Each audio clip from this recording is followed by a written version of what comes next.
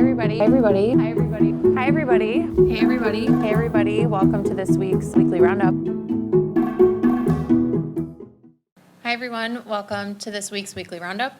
I have a long list, so I'm going to try to get through quickly. You may have noticed we have an area on 3rd Street right by the Clark Station off of Western Avenue that's gravel. We had a pretty large water main break earlier this week. That area is going to remain graveled. We will be checking in on it daily to make sure that we fill any potholes, but we're asking for your patience as we just are going to have to keep that graveled until the asphalt plant's open and we bring the paver into town to do that patch. So if you see a major pothole, give us a call at the street department, but we are going to be checking it, acknowledging that's a pretty high traffic area.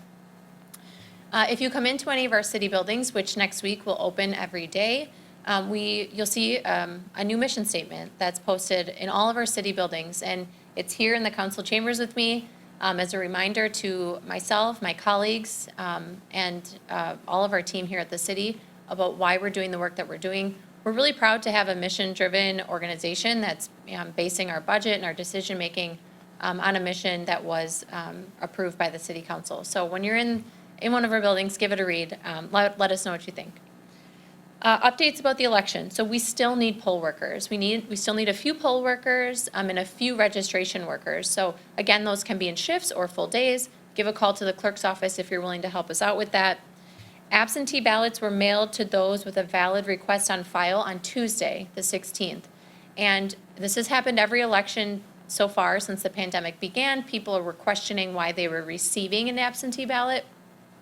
If you at one point selected that you were something called indefinitely confined, you will continue to receive absentee ballots via mail unless a couple of circumstances occur.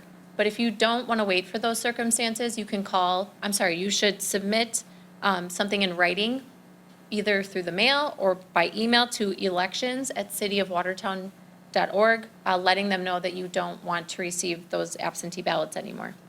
If you want an absentee ballot, you can request one at myvote.wisconsin.gov. And in-person voting starts next Tuesday at 8 o'clock. You can also register if you need to register to vote. If you need to register, check out MyVote so that you can get the list of acceptable forms of address verification. If you're just coming to vote early, you just need a photo ID. We will be open next week, 8 to 4:30 for early voting. Some of you in the community may have received a letter from the water department about lead and copper sampling. If we sent you a letter, it was indeed us, and it's because we need your help. The DNR has requirements about sampling at certain types of homes and that have both lead and copper and a different combination thereof. So if we've sent you a letter, we're looking for your help in sampling. We provide the materials 2 times a year. So if you have questions about what that means or if you're willing to assist us in that, please contact the water department. The information should be on the letter we sent you. The library has a lot of fun events happening right now, so I would encourage you to sign up for their weekly newsletter, kind of press release item. It has a lot of good information in there about what they're doing. There are fun items for checkout like ukuleles and yard games and a backyard movie kit, which you might actually be able to use this weekend. American Girl dolls, there's so many things. So if you're interested in just something new as we kind of work our way through this next phase of the pandemic, there are still, neat items for you to be able to check out from the library. The Friends of the Library is having their spring book sale this weekend. So it's on Saturday, it's 9 to 12:30, and then on Sunday, it's 12 to 3:30. There's kids' books, DVDs, audiobooks, cookbooks, lots of books. So if you are looking to kind of change out your own personal library, I would encourage you to check out their book sale. And then last reminder, most likely, I mentioned this at the beginning of the month, they are doing a spring photo contest. Any kind of camera, any age, 1 entry per person, and you will get entered into the spring photo contest. They're going to do voting on the Facebook page, and then there will be a prize for the winner. So those entries are due by the end of this month, end of March.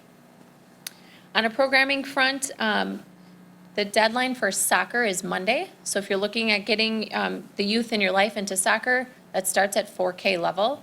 The deadline for registering is Monday. And then the last week of March, on March 30th, that's when the public school has spring break, we are doing bingo in your car. So that's $5 per car. You bring, your family, park in the parking lot, and we do bingo. And then once we continue to roll out our new programmings and offerings this spring and summer, you will see a few new things. One is at Branquark Park, we have what we're calling Diamond Zero. And this is a smaller diamond that will accommodate our younger kids. It has a 150-foot fence in comparison to, I think, about 215-foot fences that we have on our other fields. This will relieve some of the congestion that we had on the Branquark fields, but it also provides a more realistic field size for our younger kids. Branquark Park is a major tourism aspect for the community, so I'm excited to see this investment of Diamond Zero. Last year, I believe, we started doing kayak rentals. This year, we will be expanding that, and we'll have a tandem kayak. And then we're also doing stand-up paddle boards, which I'm super thrilled about. And the really neat thing is we will be attempting to offer like 101 type classes for both paddleboarding and kayaking. So watch for more information on that. I'm really excited about those. And last year we did roll out Kart Park, and we are planning, if everything continues to progress in the right direction, kind of rolling out Kart Park in full force. And Kart Park is an effort to bring recreational activities to areas that are typically underserved by green space or park space, where the children can't safely get to and can't safely access a park. So watch for information on Kart Park. I'm really excited about that one as well.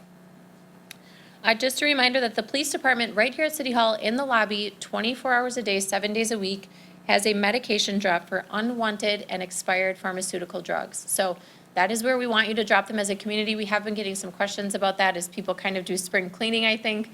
So that medication drop box is right in the lobby of City Hall, right inside the police department, 24/7, 365. Job-wise, we are hiring for some neat positions here at the city. We have a media and communications director position that's open. We are still looking for a dispatcher and a mechanic at our streets department. And then, of course, we are still doing our openings for summer help. So those can all be found right on the City of Watertown website. And about a month or two ago, we kind of made that process to apply much more efficient. So if you've applied with us before and you had to do a paper application, you can now apply right on the website. So please check that out. And then last, on the COVID front, just a reminder that we moved all of our postings to Wednesdays. There's questions like, why are we still posting this information? There's a lot of members of this community that want to see that stability. So we know and we acknowledge that, we have provided information at times that's very difficult for people to read and to hear. It's difficult, frankly, for me to even relate to you all at some points. So that stability is just as valuable as when the data was increasing or going up and down. So we will continue to provide that on Wednesdays, and we will revisit that decision every couple of months, like we have been the whole time. But for now, we will continue to provide that information on Wednesdays. Vaccine registration is something I touched on last week, and this week was another week where it was about midweek where we had openings still. So Monday evenings, 6 o'clock is when vaccine registration opens. And I would encourage you to pay attention next week in particular, because starting next week, the categories of eligibility open up quite a bit. So check that out over the weekend and plan to register for the vaccine if you're interested in one on Monday evening at 6 p.m. We will be putting out on our Facebook page, I think we already have actually, but we'll continue to share it, those new eligibility categories. And then we just did this week post information that I think is really valuable, and it's about how your body reacts to the vaccine. I've personally had people share experiences with me where, they said, oh, and then I got the virus from the vaccine, and I was empowered with information to be able to kind of share with them that there is no, live virus in this vaccine. This is what's happening to your body, and statistically, it's quite normal.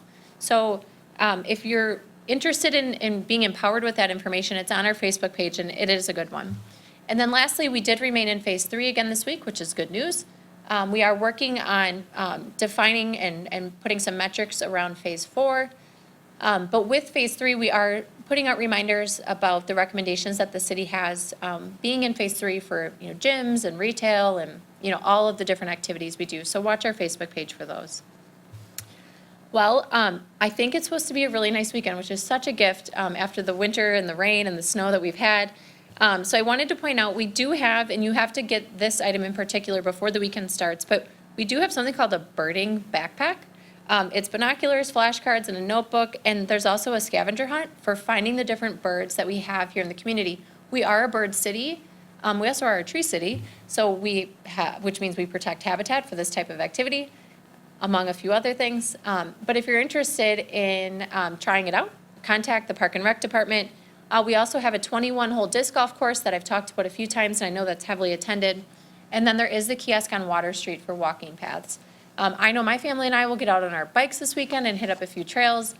The weather should be really agreeable to enjoy our community in many ways. So have a good weekend, everybody. We'll see you back next week.